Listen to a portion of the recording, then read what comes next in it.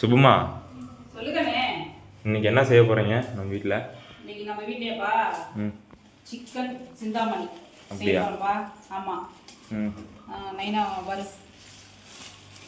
நைனாவும் கேட்டாங்க, நீங்களும் கேட்டீங்க செஞ்சு கொடுமான்னு. அதனால் இன்னைக்கு சிக்கன் சிந்தாமணிக்கு சிக்கன் வாங்கிட்டு வந்துருக்குறோம்ப்பா. சரி, இதெல்லாம் வாஷ் பண்ணி எடுத்துக்கலாம்ப்பா. இதோட ரெசிபி எப்படி செய்யுங்கிறது தான் இனிமேல் போக போகிறீங்களா? ஏமா இது ஃபஸ்ட்டு வாஷ் பண்ணி எடுத்துக்கலாம். அப்புறம் வெங்காயம், தக்காளி போடக்கூடாது. வெங்காயம், இஞ்சி, பூண்டு எல்லாம் உரிச்சு எப்படின்னு காமிக்கிறேன் நான். சிக்கன் எப்படி செய்யறதுன்னு. சரியா? சிக்கன் கழுவிட்டு கூப்பிட்றேன்னா அதுக்கு நீ எல்லாம் ரெடி பண்ணிட்டு இருக்கிற? இல்லைப்பா, சிக்கன் வாஷ் பண்ணி எடுத்துச்சிட்டேன்பா. சரி, மஞ்சள் பொடியெல்லாம் போட்டு நல்லா கழுவி வாஷ் பண்ணி எடுத்துச்சிட்டேன்பா. சின்ன வெங்காயம் உரிச்சு இந்த மாதிரி 1 2 தட்டிட்டு இருக்கிறேன்ப்பா. இஞ்சி பூண்டு இதில் ரெடி பண்ணி வச்சுட்டேன். சாப்பாடு ரெடி ஆகிட்டு இருக்குது. அதில் ஷேடோக்கு சாப்பாடு ரெடி ஆகிட்டு இருக்குது. எக்கு வந்துட்டு இருக்குது. ஆமாம். எதுக்கு இவ்வளோ வெங்காயம்? இது வந்து சிந்தாமணி சிக்கன் செய்யணும் இல்லையாப்பா. 1/4 கிலோ அளவுக்கு உரிச்சு இந்த மாதிரி 1 2 நச்சு போட்டால் நல்லா டேஸ்ட்டாக இருக்கும், சூப்பராக இருக்கும். சொல்லும் போதே நாக்கெலாம் ஊறுது. சீக்கிரம் ரெடி பண்ண பார்க்கலாம். இந்த மாதிரி தான் செய்யணுங்க. சரிங்க. சிக்கனுக்கு வெங்காயம், சின்ன வெங்காயம் 1/4 கிலோ, 1 கிலோ சிக்கனு 1/4 கிலோ வெங்காயம் நல்லா உரிச்சு இந்த மாதிரி நச்சு எடுத்து வச்சுட்டேன்பா.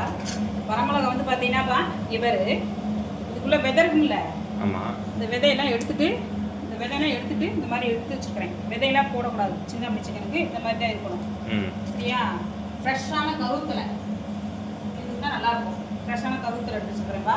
இப்போ எண்ணெய் ஊற்றிக்கலாமா? பண்ணிக்கலாம். சட்டி காமிச்சு நல்லெண்ணெய் ஊற்றுறேன்ப்பா. நான் நல்லா ஊற்றினா நல்லாயிருக்கும், சுவை நல்லாயிருக்கும். நல்லெண்ணெய் ஊற்றிக்கிட்டேன்ப்பா. ஜீரகம் போட போகிறோம். போடுங்க. ஜீரகம் போடலாம்ப்பா. ஜீரகம் பொரிஞ்சிருச்சுப்பா.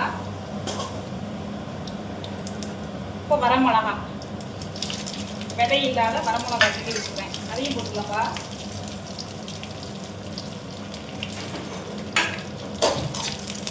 அடுத்து சின்ன வெங்காயம்பா வச்சு வச்சுக்கிறோம் இல்லையா, அதையும் போட்டுக்கலாம்ப்பா. சின்ன வெங்காயம் நல்லா வதங்கிட்டுப்பா. கொஞ்சம் ஓரளவுக்கு கண்ணாடி பத மாட்டோம் வதங்குதுப்பா. நம்ம அதிலே வந்து பார்த்தீங்கன்னா இஞ்சி பூண்டு பேஸ்ட்டு தட்டி வச்சுக்கலாம். அதில் வந்து ஒரு ஸ்பூன் போட்டுக்கலாம்ப்பா. அதுவும் அந்த பச்சை சும்மா போட்டோம். இப்போ நம்ம அலசி வாஷ் பண்ணி வச்சுக்கிற சிக்கனை வந்து போட்டுக்கலாம்ப்பா. 1 kg. அப்புறம் கருவேப்பிலை தலை, ஃப்ரெஷ்ஷான கருவேப்பிலை தலை நல்லா கொஞ்சம் தாராளமாகவே போட்டுக்கலாம்ப்பா. நல்லாயிருக்கும் அந்த மனம், கருவேப்பிலையோட மனம் நல்லாயிருக்கும். வர வாசத்துக்கு பார்க்கறதுக்கே சாப்பிடும் போல தான் இருக்குது. சீக்கிரம் ரெடி பண்ணுங்க பார்க்கலாம். இது கொஞ்சம் நல்லா வணங்கட்டும். அடுத்து வந்து இதுக்கு காம்பினேஷனாக நம்ம வந்து தக்காளி லெமன் ரசம் செய்ய போகிறோம். ஆமாம், லெமன் ரசம் செய்ய போகிறோம். இன்னைக்கு தக்காளி எடுத்து வச்சுட்டோமா, அதிலே வந்து ஜீரகம், பூண்டு இந்த மாதிரி தட்டி போட்டுக்கிறோம். ஃப்ரெஷ்ஷான கருவேப்பிலை போட்டுக்கிறோம். அதுக்கடுத்து வந்து கொஞ்சம் ரசத்துக்கு தேவையான இவ்வளோ போட வேண்டியதில்லை, தேவையானது போட்டுப்போம். கொஞ்சம் அதுலேயே மஞ்சப்பொடி இவ்வளோ போடக்கூடாது, ஒரு சிட்டிக்கை அதையும் போட்டுப்போம். கொஞ்சோண்டு இதையும் பிங்கி போட்டு நல்லா கையை வச்சு தண்ணி கொஞ்சம் ஊற்றி கையை வச்சு இந்த மாதிரி நல்லா கரைச்சி எடுத்துக்கலாம். சிக்கனும் இந்த பக்கம் வணங்கிட்டோம். இந்த பக்கம் நம்ம ரசத்துக்கு ரெடி பண்ணணும். சூப்பர்மா. வணங்கி வந்துச்சுப்பா. இப்போ இதில் வந்து நம்ம பார்த்தீங்கன்னா லைட்டாக மஞ்சப்பொடி ஊற்றிக்கலாமா.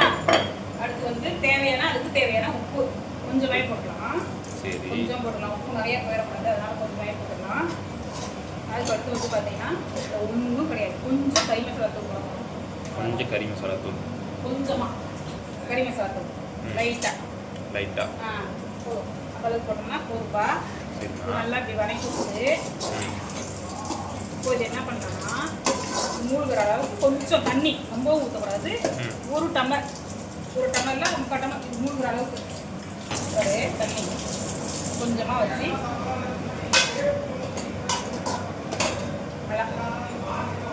நல்லா இந்த அளவுக்கு ஊற்றிட்டு ஒரு 10 நிமிஷம் 1/4 மணி நேரம் வேகட்டும். அடுத்து இந்த பக்கம் நான் லெமன் ரசத்துக்கு வடச்சட்டி வச்சுக்கிறேன்ப்பா. சரிம்மா. கொஞ்சமாக ஆயில் ஊற்றலாம். ஆயில் வச்சா ம் இது என்ன பண்ணலாம்னா கொஞ்சம் வெந்தயம். வெந்தயம். ஆமாம், கொஞ்சம் கடுகு,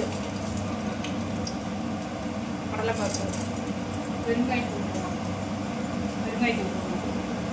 பெருங்காயத்தூள் கொஞ்சம் போட்டாச்சுங்க. வரமிளகாய் பேக்கெட் போடுற மாதிரி கிள்ளி போட்டுக்கலாம். நம்ம கரைச்சி வச்சுக்கலையே தக்காளி, பூண்டு, ஜீரகம், உப்புலாம் போட்டு அது வந்து இதை ஊற்றிக்கலாம். அப்படியே அப்படியே ஊற்றி வைக்கலாம். இப்போ இது நல்லா கொதிச்சு வந்ததுக்கப்புறம் மற்ற ஸ்டேஜ் ஓகே. தேவையான லெமன் பிளேவர். இது வந்து புளியெலாம் போட கிடையாது, நம்ம தக்காளி தான் போட்டுக்கிறோம். சரியா? அதனால் நல்லா இந்த அளவுக்கு சின்னதாக வந்து லெமன் பார்க்கும் போதே சூப்பராக இருக்குது ரசம். இன்னைக்கு லெமன் ரசம் வெயிலுக்கு நல்லா குளிர்ச்சியாக இந்த மாதிரி ரசம் வச்சு சாப்பிட்டோம்னா நல்லாயிருக்கும். அவ்வளோதான், ஆஃப் பண்ணிடுவோம். கொத்தமல்லி ஃபைனலி போட்டு ஆஃப் பண்ணிட்டு எடுத்து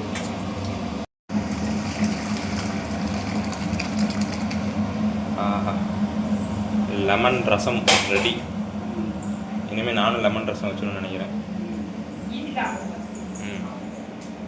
தண்ணியெல்லாம் ட்ரை ஆகி நல்லா இந்த அளவுக்கு பாருங்க கலர்ஃபுல்லாக அந்த வர மிளகாயோட அந்த சாயம்லாம் இதில் இறங்கி நல்லா நீட்டாக சூப்பராக வந்துக்கா. சூப்பராக இருக்குமா பார்க்கவே. கொத்தமல்லி போட்டுக்கிறோம். அவ்வளோதான், முடிஞ்சா ஃபினிஷிங். இறக்கியாச்சு. அவ்வளோதான். இவ்வளோ ஈஸியாக இருக்குன்னு தெரிஞ்சு தான் நானுமே பண்ணியிருப்பேன். சூப்பராக ருசியாக இருக்கும். சிந்தாமணி சிக்கன் பண்ணிக்கு நம்ம வீட்டில் நல்லா சூப்பரான சிந்தாமணி சிக்கன். நாக்கில் தண்ணி ஊறுது இப்பயே. அதுக்கு வந்து பார்த்தீங்கன்னா லெமன் ரசம். நம்ம வீட்டில் லெமன் ரசம் வச்சாச்சுங்க. அது காம்பினேஷன் சூப்பராக இருக்கும். அதுக்கு கட்டி தயிர் அருமையாக இருக்கும். இந்த சிந்தாமணி சிக்கனுக்கு கட்டி தயிருக்கும் சூப்பராக இருக்கும். ஆம்லேட், அவுச்ச முட்டைப்பா, சாப்பாடு ஆவி பிறக்க இருக்குது எல்லாமே. விருப்பம் போல சாப்பிடுங்க, ஹெல்த்தியாக சாப்பிடுங்க. நீங்களும் இந்த மாதிரி சிந்தாமணி சிக்கன் செஞ்சு பார்த்துட்டு எங்களுக்கு கமெண்ட்ல எப்படின்னு சொல்லுங்கள். அடுத்த வீடியோஸ் உங்களுக்கு லைக் பண்ணுங்கள், ஷேர் பண்ணுங்கள், சப்ஸ்கிரைப் பண்ணிக்கங்க. பாய்.